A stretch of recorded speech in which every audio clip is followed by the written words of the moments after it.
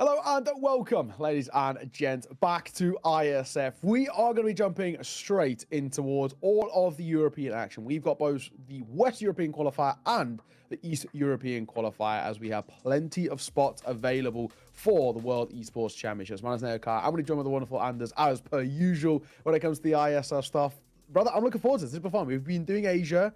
Asia's been good, quite hectic, a lot of kind of quite chaotic Counter-Strike. Now we move over towards Europe, and, I'm expecting exactly the same. Yeah, we've done like a whole, almost a tour around the world. I guess we're missing like South America and North America at this point. But other than that, like it's been kind of almost a global event for us so far. Yeah, but we're back in Europe, covering that. I'm excited as well. I think it's going to be really fun. Obviously, a lot of more names that we recognize here, just because so many of them play in the tier 2 space. So it should be quite an interesting affair, I imagine. Yeah, absolutely. Like we said, there is 2 different qualifiers kind of happening sort of simultaneously. A lot of games will be happening off stream, so we'll kind of try and keep you up to date with it. But like we said, there's a hell of a lot of teams, but there's also a hell of a lot of spots. Over in the East European qualifier, there's 5 spots available for the World Esports Championships. In the West qualifier, there's 7 spots available. So it's it should be pretty good. The way it will kind of work out, there is a group stage, nice and simply. The top 3 from the 4 groups that come through will move on into basically a nice kind of standard upper and lower bracket all the way through. However, there is, of course, that 7th place decider, which will just be one game on its own. It's best of ones, kind of going all the way through the group stage at the very least, and then we go into a double elim bracket where in the playoffs, it's best of 3. Nice and simple. It's a round-robin format in the groups, kind of similar to what you would see maybe in a football tournament, that kind of vibe, like a Champions League or something of the sorts. So, should be cool. Nice and easy. Top 3 make out of the groups. It is seeded as well, so you get better placing depending on where you finish in those groups, and then you move on to a best 3 playoff bracket. Beautiful. I look forward to it. Obviously, Sweden are the defending champions of IESF. They won it last time around. So I imagine they're going to get a real run for their money this time. I think it's going to be a lot of good teams, fielded from here. So I think it's going to be real interesting. And it could be even some of the teams that we have in the Asian qualifier, like maybe the Mongolian team is one of those teams that could also be a contender to win the whole thing. But I mean, we're still a fair ways out of it. But I'm excited. Do you have a favorite team for this one? Just looking at the teams that we have here, do you have one that's really standing out to you? It's tough to call. I think I would probably lean very early doors and say, I'll throw out a couple and I'll kind of justify why. The first one that comes to mind is Denmark. I think that Denmark side look very good. It's basically Gaming Gladiators, who many of you probably know as Ecstatic. Highest placing team from Denmark in their local major, the Copenhagen major. Made it get towards playoffs. They're a playoff major team. There's no two ways about it. I think their form since then has been a little rough. I was out in Mongolia not too long ago with those guys where they finished, unfortunately, kind of dead last in that one against, even including some local Mongolian teams who, at least going into one of which I'd never even heard of. So, and I was on LAN, in studio, then into an arena LAN. They did not play well. No two ways about it. I think it was just one of those things, end of the season, maybe a little burnt out, a little tired, all the rest, but rough showing from them. So they had a really rough tournament. But their ones, I'm going to keep an eye out coming towards this. They look very good. The other one that I have to mention, Team France, 3D Max, Pro League regulars, IEM regulars. They are, a tier 2 side that probably see the most S-tier events of kind of tier 2 teams. Are very good in qualifiers. So this is their bread and butter. They're really good when it comes towards ESL and Blast quals. I always see them making it through. They always get those opportunities at S-tiers. So yeah, they're a side that I'm definitely going to keep on. And maybe if I'm going to throw out a couple of dark horses there, just for us to kind of keep an eye on. One that I would throw out is Slovakia. They're definitely a side. This is just primarily for the West qualifier to start. Slovakia look pretty good. They have at least a team that should be quite fearful. You got the Sampi core that are tier 2 regulars. You got Stiko. We all know Stiko, of course, from tier 2. Then Matties from Fnatic. That's a pretty cool team. It's a bit of a mix, so I don't know how. It might be a little loose. I think Stiko will probably take up the calling roles, if I'm going to assume there. But Matties individually very good, so I think they can kind of just let him loose. And then that Sampi core can do kind of, play as a pack. That's a bit of a dark horse, in my opinion. Okay, it's good to get a bit of an overview from the start, just in case people are unfamiliar or don't know what's going on. But I don't know. That Denmark team does look interesting, but I didn't know. I actually didn't know about what was happening out in Mongolia. That's really scary. That's kind of interesting. It does happen a lot. Like, I guess if you if you play as deep as they did in the major, you're going to feel like, okay, like we have to psych ourselves up for the next tournament. How do we do that? Maybe it's good to be humbled a little bit early on and just remind them, hey, listen, there's still a lot to play for. It's really early in most of the careers, so don't get too comfortable at the moment. Big shout out to you guys in the Twitch chat as well. Seeing a couple of you out there, or if you're watching elsewhere, I think we're on X, I guess it's called now. I'm still on Twitter. I don't care. I can't do it like yeah. So yeah, if you're on Twitter as well, just shout out to you guys there. Yeah. I'm excited for this. I think it's gonna be a good day. Yes, absolutely. We can take a look, I think, through the schedule for today and see what games are we getting, all of the rest. We've got plenty of action, is what I'm trying to say. We're going to be kickstarting things with Belgium taking on Norway. We're going to follow things over with Germany taking on Slovenia. Then we head towards Kosovo, Slovakia, and then followed by Germany versus France. That Germany-France game is a really cool one to keep an eye on as well. Germany, it's the alternate attacks roster, which are very solid within tier 2. They fluctuate in terms of their performances, but they're generally a side that should be kind of kept an eye on. I think is probably how I'll put it. We have a couple of other games as well to round it out with, if I'm right in saying, it's Ukraine versus Turkey and Poland versus Israel as well. So a lot of action here at IESF, all best of ones as well. So nice and quick, but also because it's this sort of best of one round robin format and the rest, there really is just no room for error. You really can't afford to have a slow start because, later down the line, I mean, we even saw kind of in some of the Asian quals, you lose one best of 3 and it actually can even jeopardize your tournament. And in this instance, you lose one best of 1, and maybe even then, due to round difference, you could actually be in a bit of a tricky spot. So yeah, I look at this and we need to see some quick starts come through. Belgium, Norway, for example, the Belgium side on paper, they've gone through a couple of changes already recently that we were talking about. Originally meant to have Kios. They're don't have Kios. So then how much time have they had time to kind of put together this sort of newish roster? Same as the others. Latvia's a bit of a mix as well, that we're going to be catching them a little bit later. How good are they going to be? So yeah, I have all these question marks about how much time and prep teams have actually put in towards this, but there really is just no room for error. And they're not going to be on stream, but I'm going to have to back my boys and keep an eye on them. But I've got Wales and Ireland in the qualifier as well. It's really sad we don't have an England team. I don't know. It never seems to happen, even though we have so many players. I'm sure Smuya would make a little pot header out on ISF. But we have a lot of talent here. But I want to be keeping an eye on Ireland and Wales as well. I know basically all of these guys, they're regulars at Epic LAN, Insomnias, and all the rest, play all within the UK IC circuit. So it'd be cool to kind of see how they get on. They've both got a really tough group. They're both in the same group as well, which sucks. But it'd be a cool rivalry when they end up playing against each other at some point. Our first game, though, is going to be Belgium versus Norway. Yes, so an interesting rivalry for sure. I am looking. It is a shame that Kios is going to be missing out. Obviously, that'd be really interesting to have him in the server, but apparently he's elsewhere doing stuff.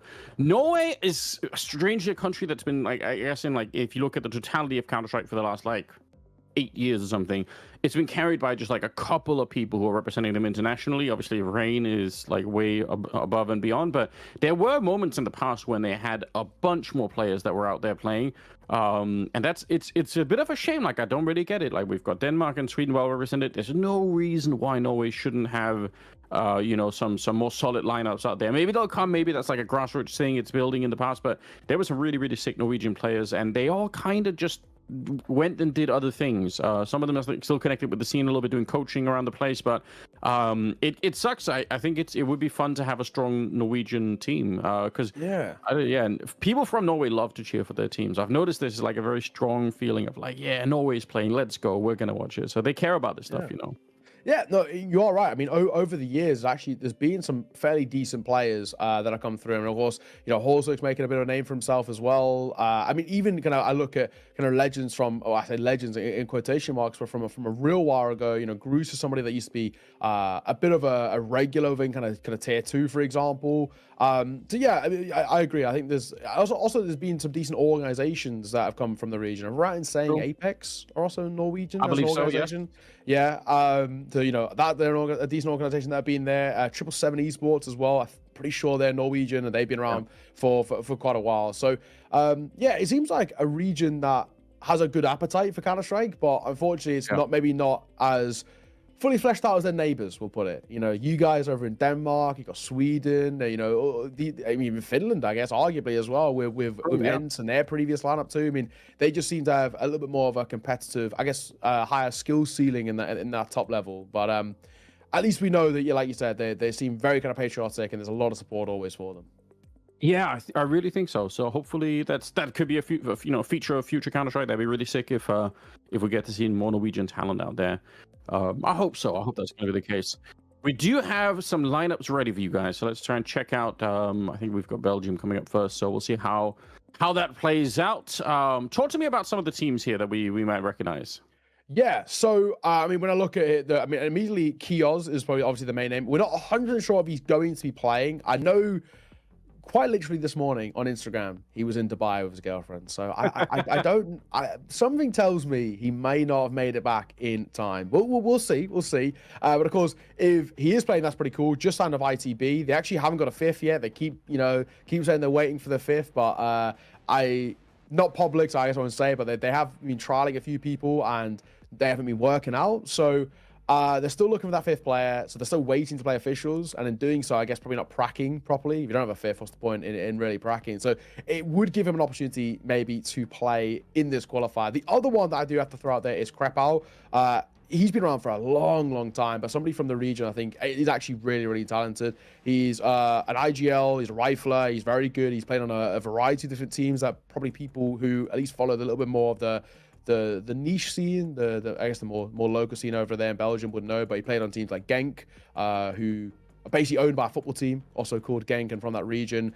Project Aversio, EC Club Bruges are the kind of football team based team. So yeah, he kind of was always kind of between for a long time, EC Club Bruges, Project Aversio, and Genk, and so he's always been around. Basically, primarily played with only people from Belgium, but yeah, really talented guy. He seems like he has a really good kind of brain for the game. We'll check out Norway. And now this team is really interesting to me. I think they're quite stacked. You got Gruus, you got Truth. They're both guys who've been playing in the domestic local scene for a long time. But then these other three actually are pretty cool. Sly and Shine both played in UK Counter-Strike for a while under K10. Yeah, both very talented. I got to catch them online a couple of times at Epic Lands. I got to see them in person. Very good minds of the game, very talented, individually quite cracked as well. Sly's now moved on to 777 Esports, which is, I'm pretty sure, a Norwegian org. And Shine, I think, as of just recently, is no longer with that K10 roster. So, yeah. And then Take West playing for Copenhagen Wolves, which is a bit of a throwback of an organization. It's been a minute, yeah, for sure. But that could be an interesting lineup. Again, best of one format, so you're going to be put to the test right away. We mean, with the pistol round is going to matter. We're going to look at the economy for how they force up. It's just it's all going to come down to every single round here. Not a lot of room for error. Do you have a favorite team for this one? You think it's going to be walking away with it? Norway is the big one for me. I look at this and say Norway, it's a very solid team. I think they're a little bit more of a mix, and they in their Norwegian qualifier, they were just a mix. There was actually organizations who played in it, and they came in as they're all on different teams basically, but they came in and made it look pretty easy from my understanding as well. So I'm leading in favor of Norway. I like the Belgian team. I think they, maybe the likes of Kios have that sort of skill ceiling above them maybe. Individually, he's played at tier 1 for a while. Very decent. He's not a hero rifler though, so I'm not expecting, even if he was in the server and playing, I'm not expecting Kios to carry. He doesn't play carried roles. He's not one of those riflers who you expect to kind of drop 30. He's just a very solid anchor who does his job, really good supporting player. But is he going to carry a team? I don't think so, even maybe at this level. On the other side though, Norway, I think the talent's great. Big one I say you have to keep an eye out for is Shine. Very talented AWPer. When he plays the way he should be playing, can be borderline unstoppable. So that'd be the big one for me. I think we have the veto for you to see where we are going to be heading in this one. Ban's going to come through. Vertigo, of course, are getting banned, Anders. We're going to Ancient. Never any Vertigo. We just can't do it. It's been weeks. And there's no Vertigo in sight. Nobody likes it. Even in North Africa, even over in Asia, it doesn't even matter. No one's playing the map.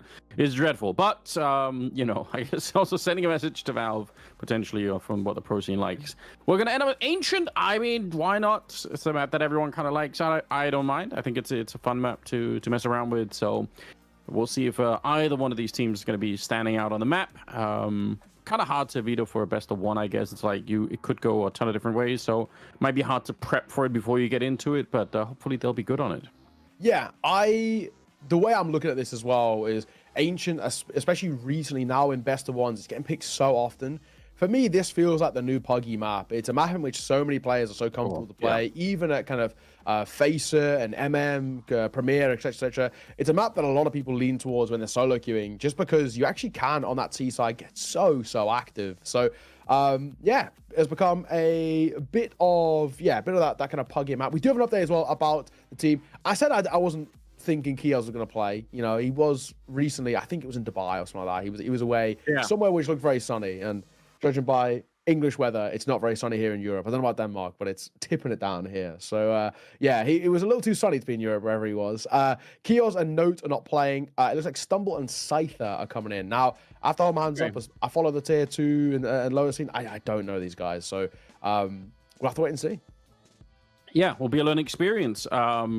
Yeah, weather in Denmark changes every 10 minutes, so, you know, we can't do kind of anything. We just ignore the weather forecast. But I'm excited to get into the game. Let's get things underway. It's Norway versus Belgium here for IESF in 2024. And we are going to see it's going to be Belgium starting on the C side with Norway starting on the CT side. So let's see how this one plays out.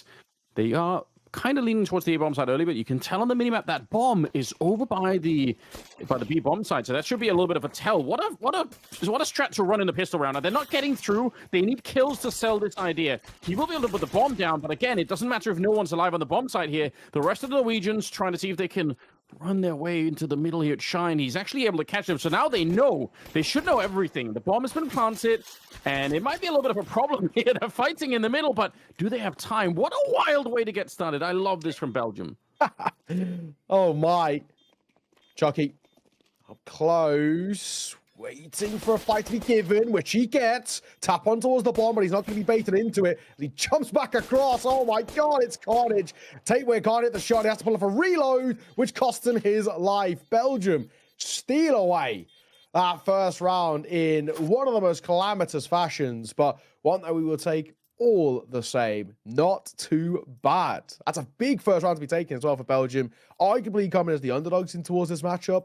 On the T side of Ancient, that's going to give them a lot of confidence to kickstart this one. We're talking about, you know, a nice comfortable buy coming in. For Norway, they aren't really going to opt for much of a force here, just one flash and a little bit of an upgrade, it seems, on towards Gruus. And not even, actually, he goes back for his USPS. So, yeah, it's probably here a bit of a throwaway round. It should be. Got one flashbang, so they're certainly ready in case anything happens. I think Tateway can throw that from inside of the A-bomb site. So he's going to be able to toss it over the wall and just kind of go for it. Yep, here we go. It's already airborne. Scyther's there in the corner, and he won't get caught, so the USP is doing a little bit of work, but it shouldn't be much more than that. They're trying to sort of run there. If they could pick up the rifle, obviously that would be huge, but that's not going to happen. I think that's an acceptable loss there for Belgium in the second round. Who cares? Just, you know, go for it. But I got to say, that pistol round made me excited. It's such a bold strategy, and to pull it off, you know, in a best of one like this, I think it's pretty sick. Yeah, exactly that. Right back into the buy, coming through, you know, a couple of constellation kills. It's always nice, but doesn't make kind of a massive difference in that round. They just get the one, a little bit of fighting towards elbow. Nothing comes of it. So, third round on the board, and this is the one that's most important for Norway in the start of this map, in this first half. Let's kickstart that CT side. Let's get the first gun round working well. Smoking a molly in towards elbow. They're going to fight behind. One of the Molotovs over towards Shelf. Slice, spots one in towards doors. A second time as well. They have crossed it, but Krepal can met with a nade. Oh, he's trying. Oh, he actually will make it work with the MAC-10. That's kind of a sickening kill. Was there no head armor, or did he just dink him multiple times? Seemed like he died way too quick, but now the bomb's going to be planted over on the A side here. Sure, Sly's going to be able to get this kill, but I don't think it'll make a big difference. 4 versus 3. I don't know if it's worth it. You've got 3 M4s. Why would you try and retake this? If you're on the Norwegian side, it's so risky. In terms of the money, I mean, I think they made the call now. They realize it's not going to be worth it. Wow. Belgium are coming up with a really nice set of rounds at the start here. Yeah, this is pretty good. You know, in all fairness, Belgium are just playing this very puggy. They're not doing anything too audacious. They're just trying to essentially sort of pug their way in to kind of the early part of this round, and then they kind of set themselves up in a strong post plan. But honestly, for the most part, they're not really having to play off each other that much. The individual fights are great. I mean, that swing out from A main on towards backside with the Galil of all guns that deletes the guy backside. I mean, it's such a nice fight. And yeah, I mean, Belgium 3-0, Norway sort of left scratching their heads. The good thing is, though, with 3 guns saved, a little bit of loss bonus, very easy to rebuy back in. So I think it's a heads-up call as well, especially after you use the initial 2 fights. Just sit back, save, know that it's not worth doing anything else at the tail end of this round. But yeah, really, really good work coming through from Belgium. At a 3-0 start, too, this is, yeah, massive confidence booster. This T side, at times, can be really difficult to start on Ancient. Yeah, you don't want to be a little bit too slow off the gate here because you're right. If the CT's got enough money, they get all the grenades. There are a lot of strategies that are a lot harder to run. They're going to be taking down Tumble at the start of it. Or is it Tumble or Stumble? Stumble, right? Stumble, I think, all yeah. Right, fair enough. They're going to be taking him down to start with. Krepau's going to be dead next. So some good kills. Oh, that's a long range with the M4A1, but I guess that is kind of the strength of it. You can almost move and shoot at the same time, and it'll be another kill. So really answering back here on the CT side. And let's see how this plays out. 2 people left. Doing a little bit of damage here would still be quite nice. Even if you're going to probably lose this round, just you can get 2 kills to be good. 3 kills, you're really going to be celebrating, even if you lose it. On this one, Scythe is going to be taking down Tapeware, and now they're running straight onto the bomb site. Bomb is right in behind, so I don't think the bomb plant's the most important thing. I actually think getting the kills is a little bit more critical. Wallbang coming out, and then not go. They will just barely plant the bomb, but again, I would care less about the bomb plant. I'd probably care a little bit more about doing a little bit more damage to the rest. But it's still fine. I mean, I don't think they could have won this round. No, I think you're absolutely spot on. And the big, I guess, worrying thing that we're starting to see now is that there really needs to be a little bit of consistency on the T sides out from Belgium. In that sense, they were so isolated in terms of how they were playing the entire round. You know, from the get-go, they lose the opening fight. Fair enough, you go down a man down. But then after that, every single fight taken is pretty isolated. I think the best way that it is, you see it probably at the top level a little bit when they go back into a default, is actually just to stay in this sort of pack mentality. You don't have the numbers, but you know at least towards a site specifically, you're going to have the numbers. You're going to be able to try and overwhelm at least one certain position. Even if you go trades 1-for-1 on the site itself, you can get a bomb down, you can get a post-bomb set up. In that instance, fights are taken, no ability to trade, and before you know it, it's done. Spam it, yeah, you'll find it, take where it falls. He started shooting him just in the ankles, but it got progressively worse. So even if they're taking a fair bit of grenade damage on the T side, still, what a way to get started. A nice return. Krepau gonna get a bullet to the face. In truth, trying to see if he can get into the back line. That's so dangerous with the orb waiting back here, but he's going to live. They know that he's there, so he has to go a little bit aggressive. He doesn't want to just wait back there, and it actually works out beautifully. 2 good kills coming through, and suddenly it's a 2 versus 3. The bomb not able to be planted anytime soon, and for Chucky, this is a dangerous game to be playing. He's going to go down. Yeah, I don't know. At the edge of the smoke with the AWP, one mistake and you're going to be dead. And now boxed in, it's AZ on his own. He will get the 1 kill, but immediately traded out. So good job, Norway. Yes, making this at least now a close game. 3-2, 1 round in it. Especially considering as well that the opening kill goes the way of Belgium. They get a freebie on the spam, but doesn't fall in their favor. The supporting util is great on this initial swing here. Chucky wielding the orb. I'm going to have to see how he kind of compares to Norway on the other side. They have a couple of different individuals who can pick up the big green when they want to. Shine's the one I'm going to really look towards. When he plays, he looks pretty solid. 3-2 though, and unfortunately Belgium, no real buy in this one.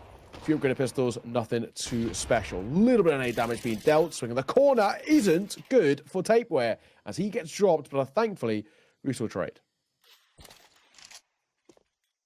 Russ is here. Moving down ever so slowly. It's actually going to be a kill for Chucky with the Tech 9. Got to be careful here, Slive. You also go down. That could be a rifle lost, and he's going to get dinked. Instant spin around, and this actually is working out. The T side coming up with way too much in this round, and that's because of the aggression of the CTs. They were pushing in. They did time the push well enough, but you lose a couple of players, you give over a couple of rifles, and suddenly the round is lost. That's kind of disastrous. Again, this is a best of one, so the fact that Belgium are already up this much is I'd be pretty worried at this point, yeah. Yeah, I'd be saying the same thing too. 4-2. It's been so quick, these rounds. There's no two ways about it. And they are getting towards fights so early doors, both of them. And for the most part, we're seeing Belgium look maybe just a little bit above when it comes towards the kind of head-to-head duels. But I think, you know, arguably half of that is the AK itself. Slight towards mid. Trying's got his AWP out. Keep an eye on it. I've highlighted this guy. I don't want to let me down, but he's super solid when he gets going. Keeping an eye on him for sure. Sly is taking down Stumble as well. So, all right. Well, we're kind of recovering well from that previous round. Maybe a little bit too aggressive. You were in a 5 versus 3 there. I don't think you need to go fight anymore. That you could probably justify saying, all right, let's just play it slow from here on out. But he's feeling good about it. Wall banks on either side. Nobody really connecting. So not going to have any funky kills happening there. Probably not worth it to go for it. And the real point of weakness right now would be if they wanted to withdraw from this and go back towards the A-bomb site, because there is a pretty good stack on this side of the map for the Norwegian team, but hard to figure that out. Could see AZ's been hanging around towards T-spawn. He's waiting to see if there's anything that's going to tell him if anyone's coming. Hasn't really heard or seen anyone yet, so he's been on standby for the longest time. We're down to about 40 seconds now. And in that kind of period, not a lot of time for Belgium to really work with. They've got to make a decision where they want to go. I mean, they're kind of split up as well. One guy lurking out mid, and our 2 players about to fight him in just a second. Big fight that needs to be taken, and one that he loses. So that might make his life awkward. Backside, they line up, and they are dropped by Gruus. Norway going to find a third. Really nicely done. Backside hold, nice and simple. Yeah, just like that. A 1-round game. Once again, Belgium's money is a little bit peculiar. We're seeing half the team have a very easy full buy, and the other half left on, you know, borderline eco territory. Looks like they're going to force, but double hero AK is basically all they can really go for. Yeah, this is worked out pretty well. Now, this is the round where Norway kind of have to win it, right? Have to secure a bit of a lead here, or at least tie up the game, but could well make it into a lead because they don't have any money on the T side. So this is really important. They kind of messed this up last time around because they were very aggressive and they walked into some Tech 9s. Can't afford to have that happen again. Truth on the one side here. The Middle East going to re-smoke that, which give him a lot of time to fight with his teammate as well. Oh, they're fighting on top of each other, and that's not going to work out. Unfortunate with the positioning there. Turns it into a 3 versus 3, and actually Sly will be quick with the kills, so never mind. Norway, even though that was a disastrous fight at the beginning, they're back in the round. Yeah, that's true. 2 versus 3. Still absolutely doable for Belgium. They've got to get this freebie, and they will. I'll take that every day of the week. Can they make it to the altars? No, that's the bomb as it rolls forward. Yeah, that is really lost here. You could tell he was uncomfortable in the middle, was going to be found eventually by Shine, but either way, I don't know if there was an easy escape from that position, so we're going to tie up the game. No bomb plant. It's a 4-4 scoreline. All right. We've got a real game on our hands here for the first of the day. I appreciate that. Stumble is on 0 kills for a while here, so he's having a little bit of a tougher time getting into the match. Hopefully, we'll be able to get him online as well, just to get a little bit of help there. It's the worst feeling, isn't it, when you're like the one player who's just having a harder time getting into it. Yeah, well, sooner rather than later. And I guess the other side as well is, if you're not losing, it's maybe not the most damning thing in the world. We've seen tier 1 on Hooksy for a while, right? If you're winning, though, yeah, true. Doesn't matter. Doesn't matter. Swinging towards the site. Sly and Take, we're combining. It's a low buy. They don't really do all too much. However, Anders, it's a fake. It's a ruse. It's a bomb pile for free. They've done it again. Just like in the pistol. They love this, but I don't know if they're going to be able to do much more than that. It's a fun idea, though. I mean, like, it's really sick. It kind of proves that they have some tricks up their sleeve. Would have been cool if they would have been able to delay the round a little bit more, stay alive a little bit longer. Because if they really don't know, if they go searching all the way on the A-bomb side and they just never find out until it's too late, those are the most interesting rounds. AKs are being picked up across the board here. Norway with a 1-round lead, and that's pretty decent. I mean, I think Either way, both teams have kind of done enough in this first half that it should be interesting in the second half. No one's really running away with it that badly. Yeah, no, exactly. This is a very competitive game, and sometimes as well, when you come in towards these, maybe you have favorites on paper and expectations of the rest, and it doesn't always pan out the way you'd assume. Swing it towards mid, goes 1 for 1. Oh, he lines up both. Truth gets a double. He might get a third as well. They spotted. I mean, Crepa, why hasn't he been turned around? He's just lost 2 teammates to Shell. Yeah, I don't know. He was very focused on something else for sure, but doesn't help him out. Stumble going to go straight in there. He's picked up his first kill. Going to go for the bomb plant. I think he might as well try and get a little bit of extra cash on his team's side. They're probably not going to be winning this round as he is completely locked in. I think moving forward in that case is absolutely the right move. I think if you just kind of stay in position by the pillar, that's never going to work out. You're allowing them to coordinate against you. So definitely be proactive. Try and get in there and get a couple of kills, but doesn't work out. Still, good bomb plant. Yeah. And now, at the very least, for Norway, from what started as maybe a bit of an unstable start, they've got themselves in a position now where it's a 2-round buffer. They've guaranteed at the bare minimum it's going to be at least a tied game for Norway. I don't think they can be too upset with this. With how maybe unstable the start looked, I think that's not actually too bad. And this is a map for me as well, which, you know, it's very team dependent, but really some teams do actually prefer the T side on this map. And it could be the same case for Norway. They're quite puggy in their nature. We've seen them be super aggressive in some of these fights out via elbow, via shelf and the rest. It could actually lean into them a little bit more to be on that T side when they get there. For Belgium, they've been trying to go quick, but not going too well. They've got a little bit of a half by here. They want to pop towards B. Ooh, that's a lot of damage. Actually, yeah, you're right. That is a lot of damage. Gonna soften them up, but they're still able to trade their way through. The AWP being put under pressure. There's some backup for it here. I think he's gonna be fine. Yeah, Shine. Nicely done. Gonna keep on trading his way through. Finally, almost run down, I was gonna say, but Shine actually will stand up. That's a really nice triple for him. Looked like he was gonna get beat by at least one of those players at the end, but he stood his ground, and it'll give Norway a 7th round as we move into the last of the half here. Round number 12 is coming up, but this was a nice attempt, I think, from Belgium.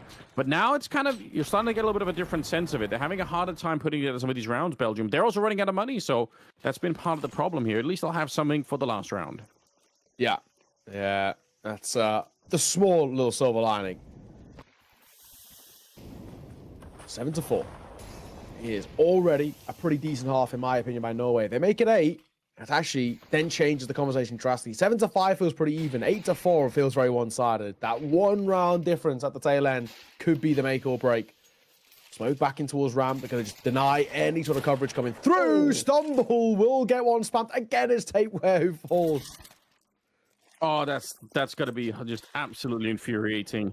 He wasn't even standing still. He was just walking towards the Jaguar cave there and just got absolutely blown up for no reason. Slice walked straight through the smoke, and that could have worked out in a different world. He does get the 1 kill at least, but what a mental play from him. Truth and Shine are left 2 versus 3.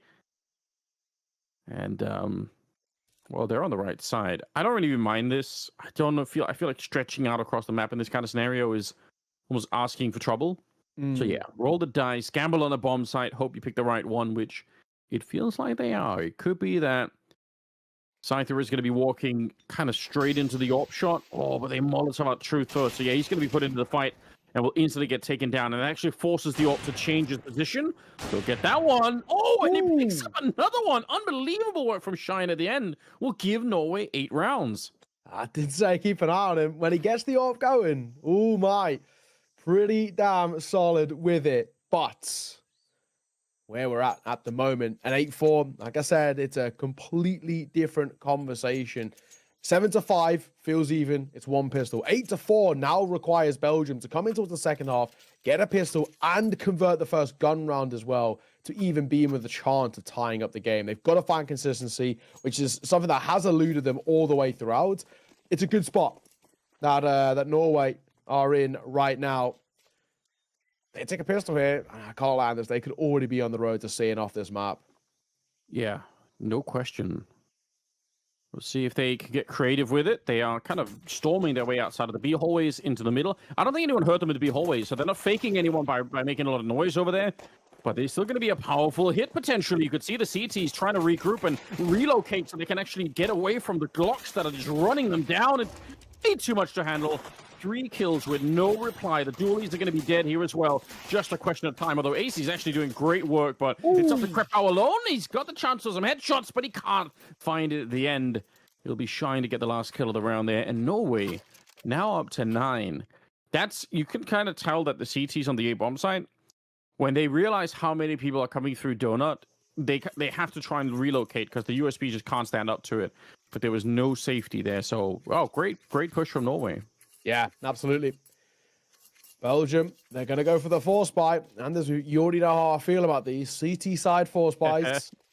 What's the best one, though, you know? Yeah. I mean, I guess they're taking a gamble, but this is a big gamble. Lose this, and they could be in search. We're going to talk about Norway getting not only a 10th, but then an 11th to 11-4. That then looks damning.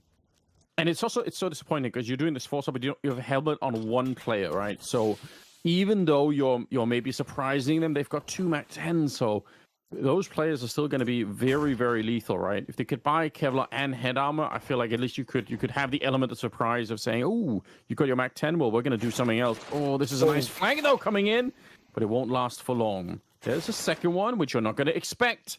Shine definitely didn't see it coming. Now the pressure is on. They're trading their way through the middle, but still, this is pretty efficient right now. The double flank coming in, absolutely working out. Smoke towards CT. Oh, they're going to expect the main player. They're planting 4 main as well, and for Donut where everyone is. This is so risky. In they come. Truth goes for 1, and now it's Tapeware all alone. He knows what both are, though. But he gets flanked. Force buy is actually going to work. I kind of can't believe they got away with that, but I think it's because Norway gives them just a little bit too much respect. Yeah, and 5 players in middle with nobody, checking any flanks or anything. That's obviously also super dangerous. So, yeah, I expect that's one of those rounds. If you're on the Norwegian side, you're going to be you instantly know what went wrong. It's not a mystery. You're just like, oh yeah, of course. Like we've just needed 1 player to spot the flank, and we'd probably be fine. But yeah, still credit to Belgium for coming up with a good round, which they absolutely needed.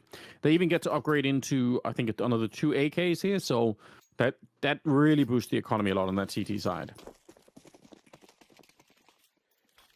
Let's see. Force buy back in for Norway, of course, for them, which is expected regardless, but especially considering that they've got a bomb pod to work. They are going quick here, and Scythe are going to get a double, which is actually pretty good. The MP9 needed a kill, though, and didn't. AC's moving forward straight into the headshot. Didn't have the angle quite down right. It's Krepow to get it traded next, and it means Chucky's alone. Bomb planted.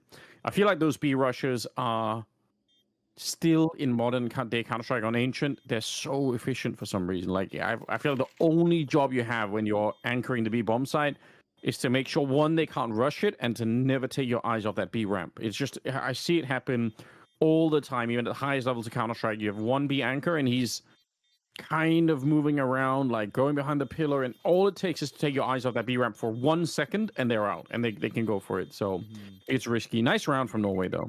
Yeah, absolutely. Absolutely.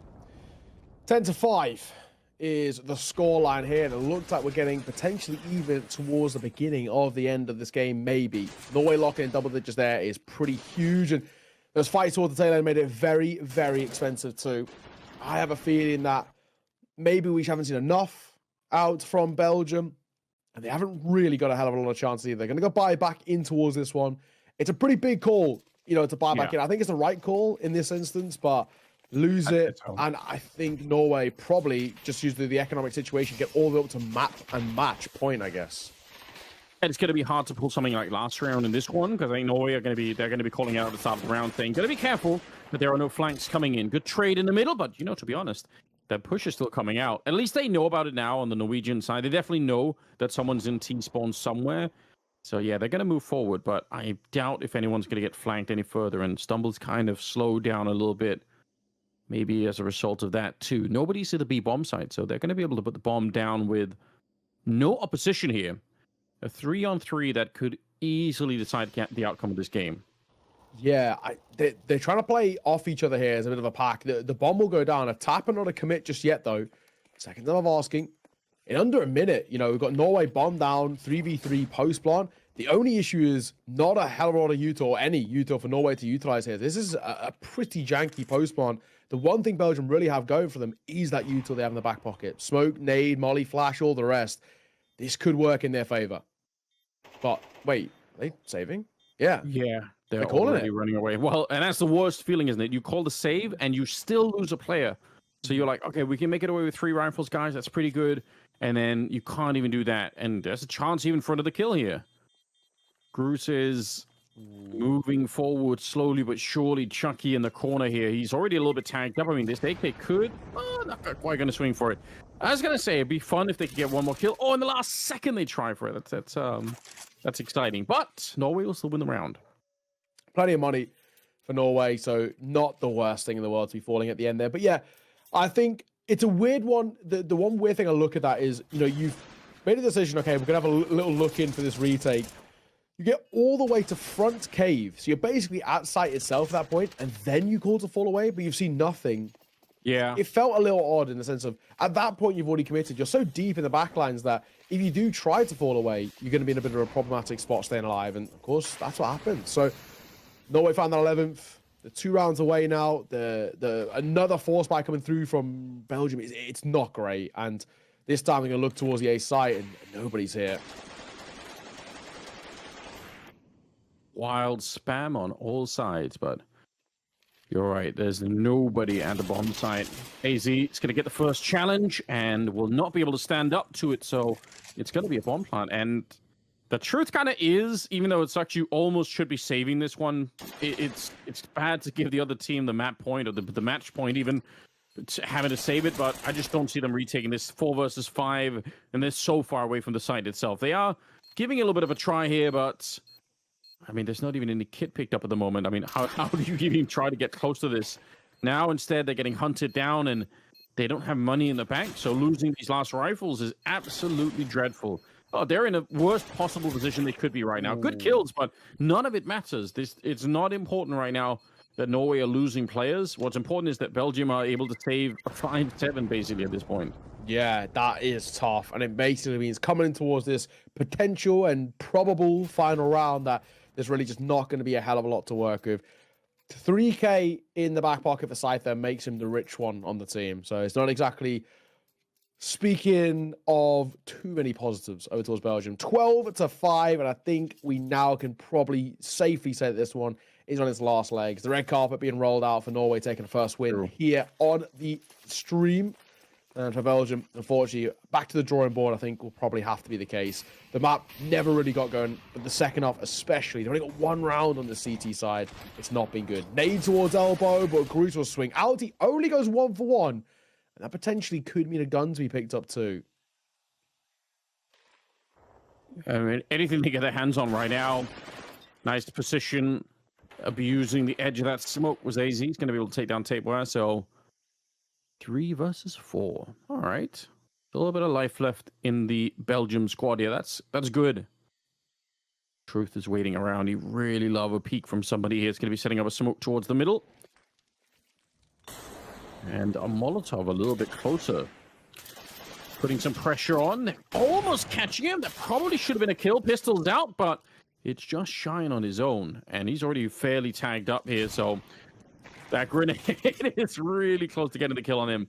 I don't see him making it out of this round with a W, but still, yeah, Belgium kind of proving that they've got a little bit of strength in them still. That's not necessarily a bad round. They pick up 2 AKs. If they can keep those alive, it's a long road back, but it can be done. I mean, this is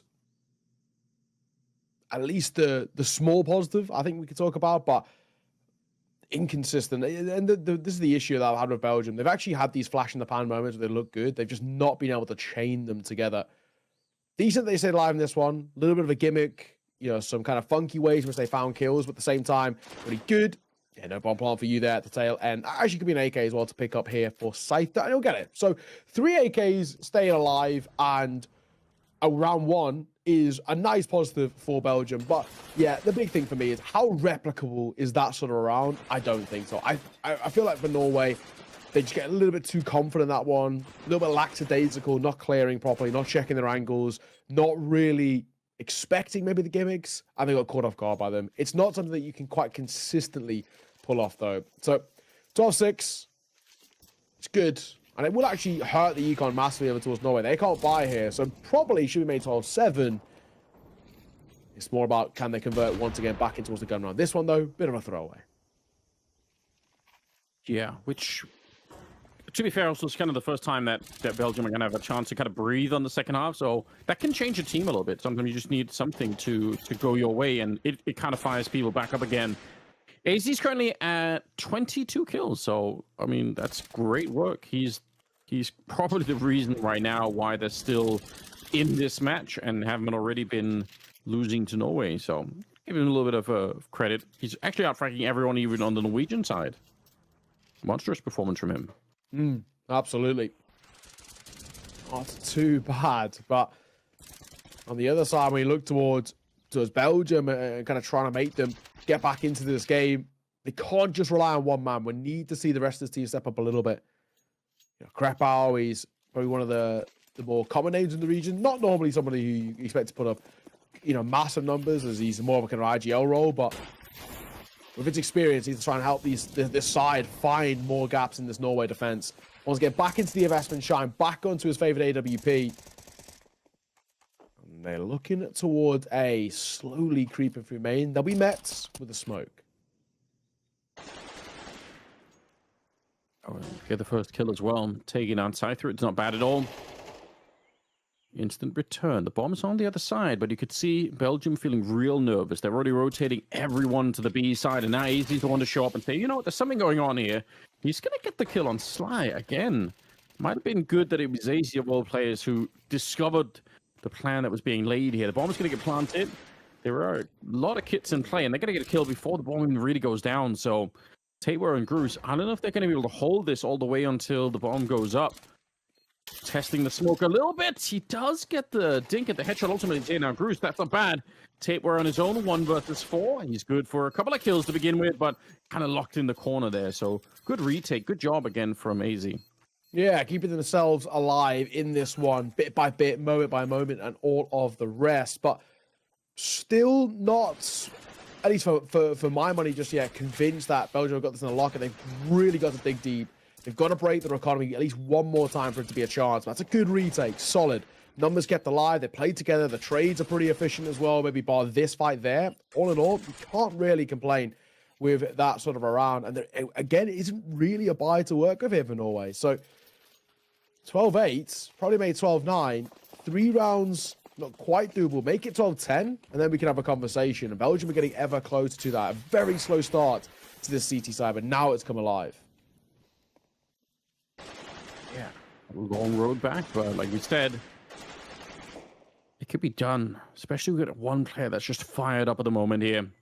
Chucky in the back. The first one is practically for free, but all right, they get onto the site as well. Nicely done. Chucky's absolutely lighting them up here.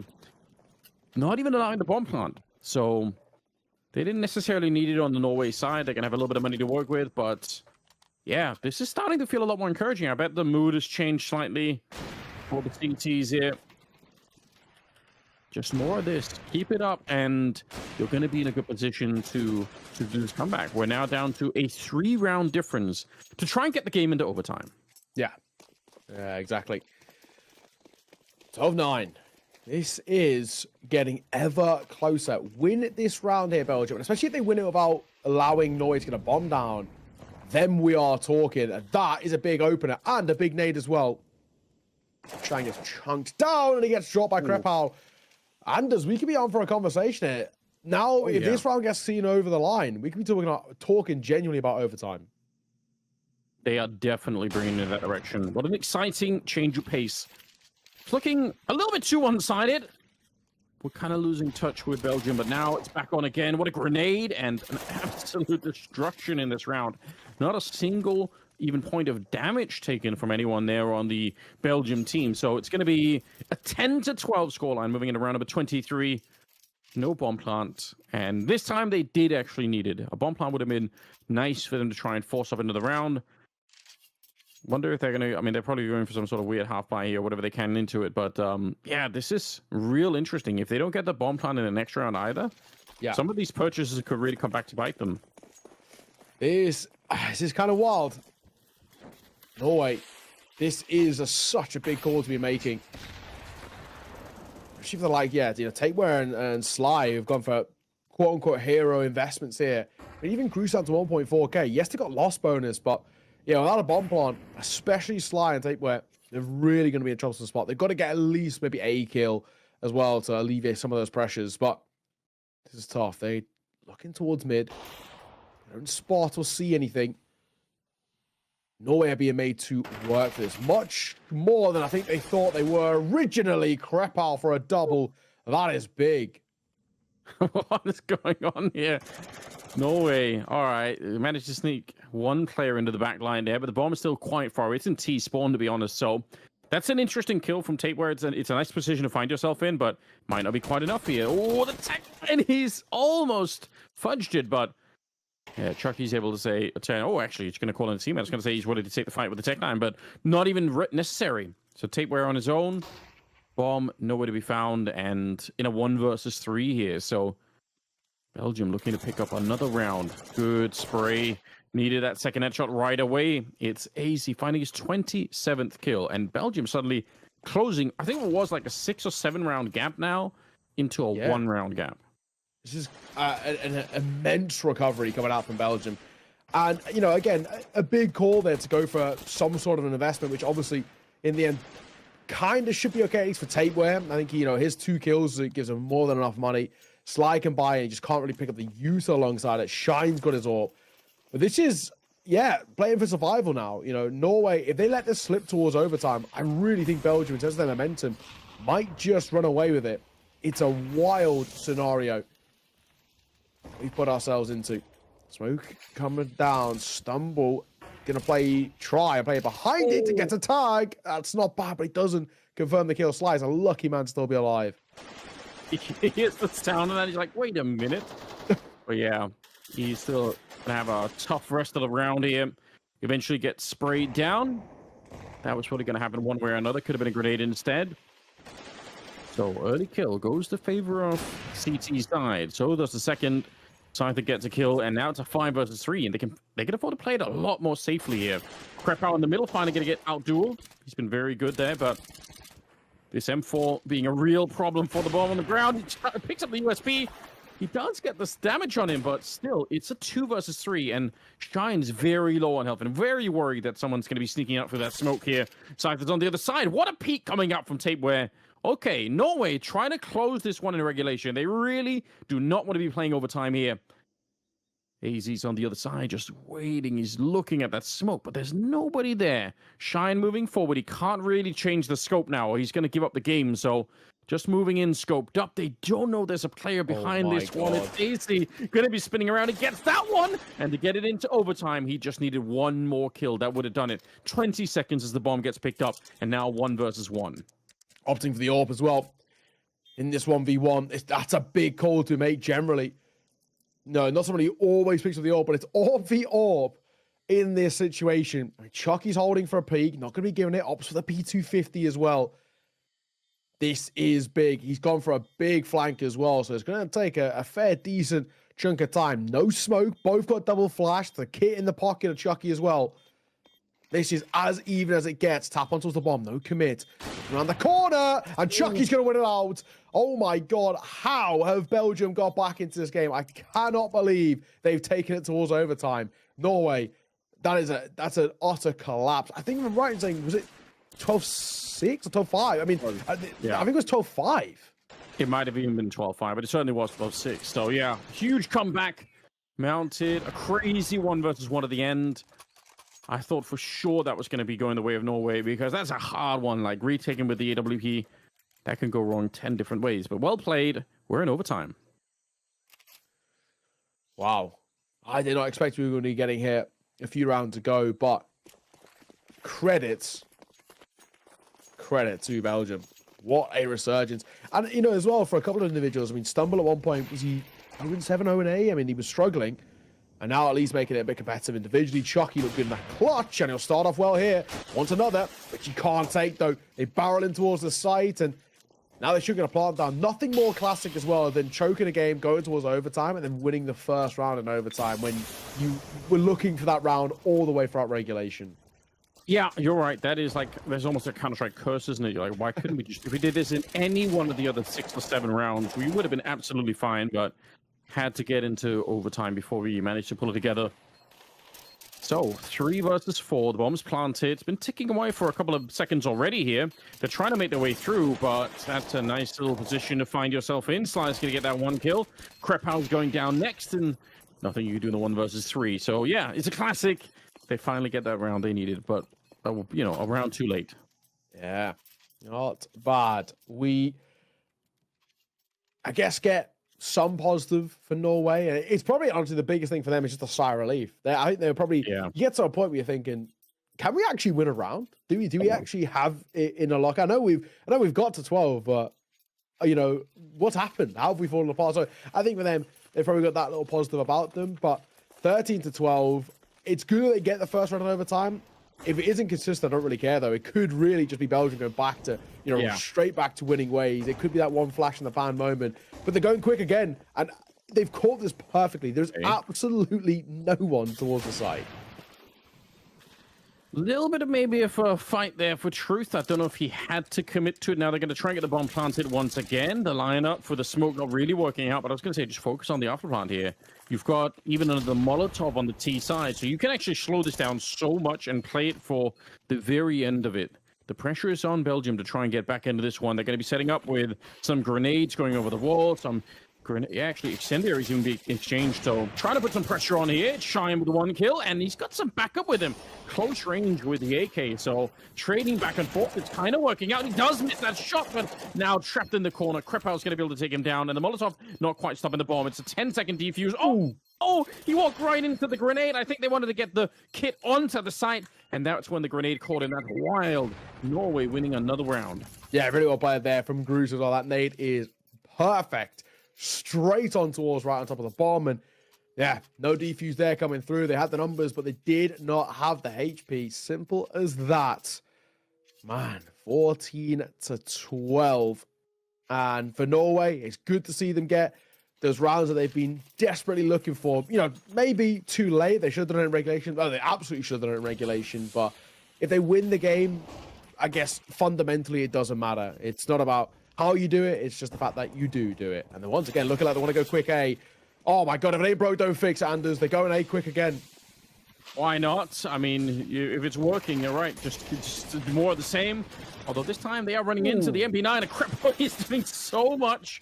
Looked like Sly could have had an interesting spray down, but this time Belgium was prepared. So at least it's going to be 1 round out of the 3 in the first half of overtime here. Still, this is a pretty good position for Norway to be in. I think winning 2 out of 3 rounds like that definitely sets them up nicely. Yeah.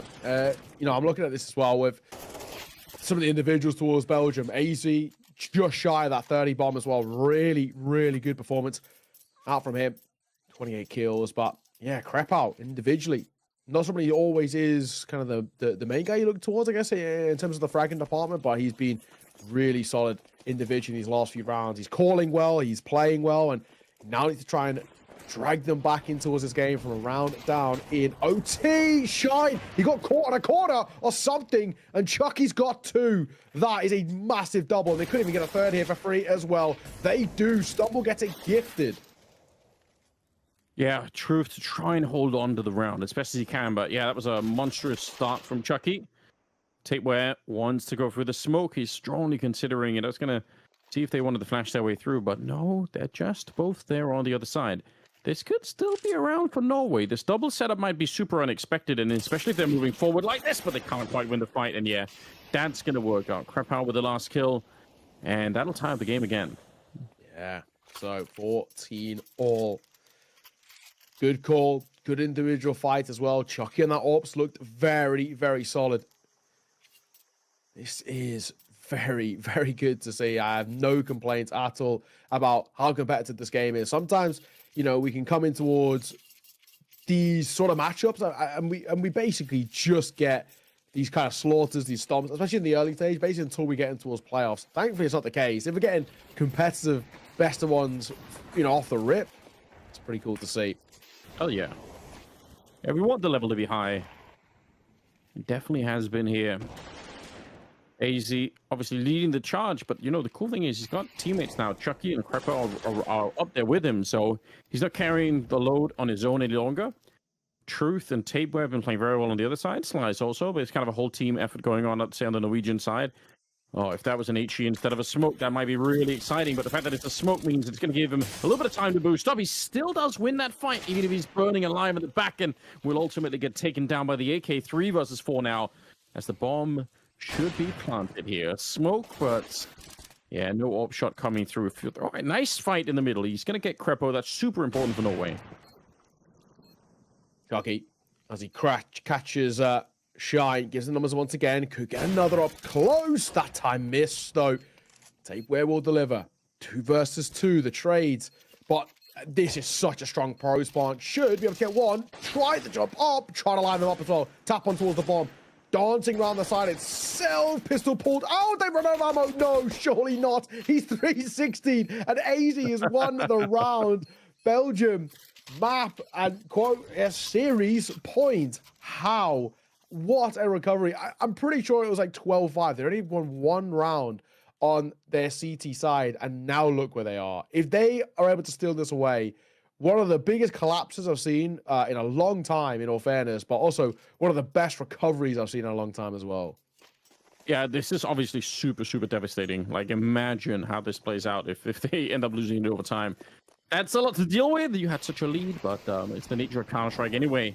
And to try and defend this with and get it into double overtime, they've got almost nothing to work with. Even in overtime here, the money's kind of betrayed them a little bit. Not the best grenade we've ever seen in the middle, but we'll see if they can do better with the rifles here. Some damage already on the Tapeware and Groose, and they're going to try and see if they can make their way to the B bomb side. Already deep onto the ramp. This is a really big problem here. Crepout, oh, he's going to get the flick as well. I can't believe it. How does he win that fight? He should have been dead. Now it's just on 1 player, and Crepout will land another headshot. He's so crisp right now. That's sick. 29 kills, 30 on AC, and Scyther looking to end this game and win it for Belgium in overtime against Norway. He probably should have had that kill, to be honest, but I don't think it makes a difference. There's nothing Sly can do about this. Nade. We'll do it. Yeah, just touchdown nade coming through. That is a beaut. Anders, what a recovery. Come on, man. That is one of the best recoveries I've seen in a long, long time. Belgium looked out of it. 8-4 down at the half, 12-4 down, 12-5 down, and they somehow, some way pulled it back in towards overtime, which in itself was impressive. And then they're able to take it as well. That is ridiculous. I mean, for Norway, there's no two ways about it. That's a collapse of a calamitous regard. But for Belgium, so much respect. Not for a second did they give up. And that's the kind of Counter-Strike I can get behind.